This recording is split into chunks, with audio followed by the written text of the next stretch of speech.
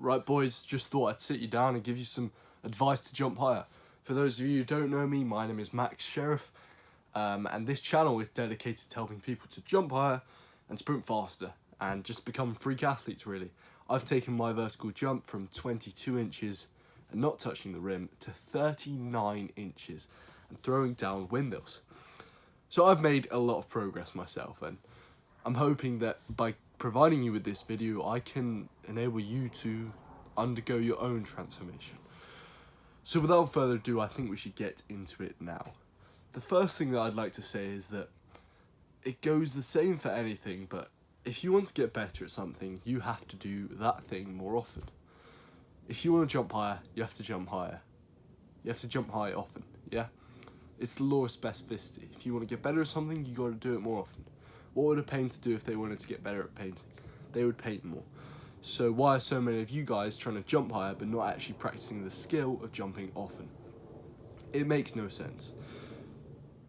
The other thing is, the beauty of max effort jumps is that they self-intensify. So as you get better and better, the jumps themselves become more and more intense and serve to continue overloading your body and spurring on adaptations. These adaptations make you jump higher. And if you've watched some of my videos in the past, you may have seen that 2 years ago, I really wanted to jump higher. So I did loads of plyometrics, but I didn't see any progress from it. And it was only until I actually stripped back and started jumping max effort and doing the simple stuff, literally just going out and running as fast as you can and jumping as high as you can. That's what I did. Did that every day for 3 months. My vert went up by 7 or 8 inches and I got my first dunk from it. So that was super powerful, and that just goes to show how crucial it is for you to be doing max effort jumps.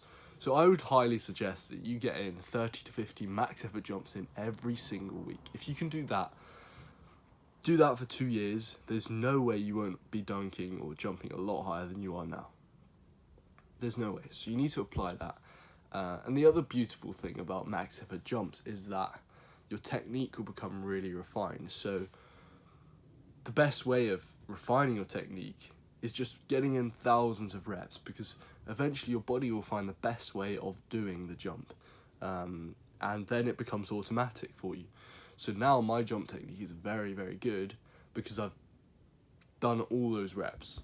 So max effort jumping is an absolute essential. If you're not doing it, you don't want to jump higher. But if you do want to jump higher, 30 to 50 reps, boom, you're going to jump higher. The next thing I'd like to say is that you need to become an output monster. So I'll first talk about rate of force development. So rate of force development is basically your body's ability to produce lots of force very quickly. The best way to develop this rate of force development, by the way, I'm going to refer to it as RFD. As you may not know, this is what is common in the sports science industry. But yeah, so RFD, the best way of developing it is by doing power cleans and hang power cleans. You see all the best athletes doing them because it is the best thing you could possibly do. If you get your power clean up, your vertical jump will go up. I have seen a direct correlation between how high my power clean is and how high I'm jumping. I hang cleaned 100 kilos yesterday, and I also have a 39-inch vert. But if we went back to when I started cleaning about a year ago, but if we went back even then, I think I had a 29-inch vert when I could only clean probably like 40 kilos. So I have made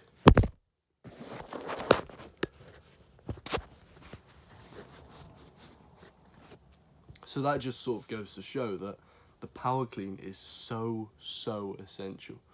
By the way, I don't think it was 40 kilos, it was like 50 kilos. But anyways, I've seen a direct correlation between how high my power clean is and how high I'm jumping. Get your power clean up, you're going to jump higher. Get your power clean up, you're going to be able to have a better RFD, you're going to jump higher. So that's just a simple tip. And the best way of learning, actually I did this in my vlog yesterday, but the best way of learning it is just repping out on an empty barbell. And I did this in my vlog yesterday. I sort of gave a little demonstration how to learn the power clean, but you know, it's quite simple. Just look at that video and just rep out an empty barbell. Do it like 100 times a day, and from it your technique will get really good. You'll increase your clean, you'll jump higher. So yeah, you need to be doing your cleans. Sorry for the little rant there, but yeah, you've got to be cleaning. And there's a lot of sort of controversy in the sports science space saying, do you need to do it? Do you not need to do it? My opinion is that you may as well learn it, because it's an incredible thing for increasing your rate of force development. Does it mean you can't jump high without doing them? No. You can definitely jump higher without doing power cleans, but power cleans are going to help you to jump higher. So there you go. Next, so yeah, you want to become an output monster, get your cleans so ridiculously high. You know, I think everyone should be pushing to get to, you know, well over 100 kilos in the clean, and just working at it. The other thing is, that's been a bit of controversy, is like people in the like S&C environment are saying like you shouldn't numbers chase, whatever. But to me, if I have a higher squat, if I have a higher clean, if I have a higher whatever bench press, and I'm doing the thing I'm trying to get better at, so if I'm jumping and have a really strong squat, a really strong power clean, there's no way I'm not going to jump high. So why wouldn't we numbers chase? Why wouldn't we try get as strong as possible? The thing is, I think this gets diluted where people strictly train as like a power lifter, right? You don't want to be doing 1 rep maxes every single week. You just want to try get as strong as humanly possible. You want to get super, super strong. And so, yeah, let's talk about strength. So the stronger you get, the higher you're going to jump. Jumping is physics. If you want more impulse, you need to increase your force, because once your technique has been mastered, you cannot increase time. So by increasing your strength, you're going to increase the amount of force your body can produce. Thus, you're going to jump higher. So the best ways of increasing your strength is compound lifts. You need to get super strong on the compound lifts. I'm talking back squats, deadlifts, calf raises, all of these, hip thrusts, you name it, get super strong on them. The way we like to do our exercise order is we start with an explosive activity. That would be like our power cleans, our hang power cleans, whatever. So we do one of those. Then we do a main quad movement. So we'll do like a back squat, a Bulgarian split squat, a leg press, whatever. Then you do posterior chain, so like a hip thrust or an RDL or a Nordic. Then lastly we'll do calves. That I have found to give me the best results. And this is, by the way, is coming from someone who has a 39-inch vert.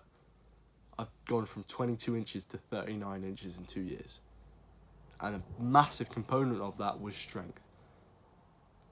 If you'd have taken my lifts from 2 years, in fact, I hadn't even used the gym before 2 years ago, and I had a 22-inch vert, now I have a 39-inch vert. So the gym is so, so crucial if you want to jump higher. You need to get stronger. You need to get stronger. The other thing is, calves are often neglected, but the calves are actually really important, because the gastroc and the soleus, they're the muscles in your calf, and they attach to the Achilles tendon. The Achilles tendon is the ever important spring in your leg that helps you to jump high and sprint fast. When you do calf raises, you increase the cross-sectional area of your Achilles tendon, making it a stiffer and more useful tendon, so that you can sprint faster and jump higher. So calves, really important. Basically, just get super strong. Now, I know that elite jumpers don't really care about arbitrary strength standards, but if you could get to 2 times body weight on the back squat and 1.5 times body weight on the Bulgarian split squat, I firmly believe that you'll be very strong and it will help you to jump very high. You cannot tell me that if you're jumping every single week and you're getting your back squat up, you are going to jump higher. That is the simplest way I could possibly tell you. That is the simplest thing you could do to jump higher. And it bloody works. I'm not joking. That, if you just did that, you would jump higher. But Just do that, honestly. Just jump and get strong and do cleans. From that, you will jump higher. But we're not going to end there, because we're going to talk about another super important component of jumping higher.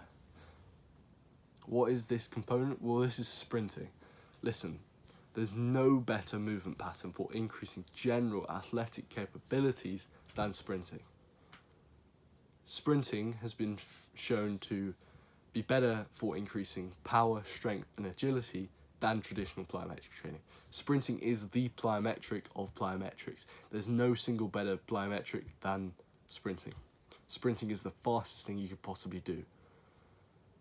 Sprinting is a fast, short ground contact time activity, and it has insanely high ground reaction forces, both horizontally during acceleration and then vertically during upright sprinting.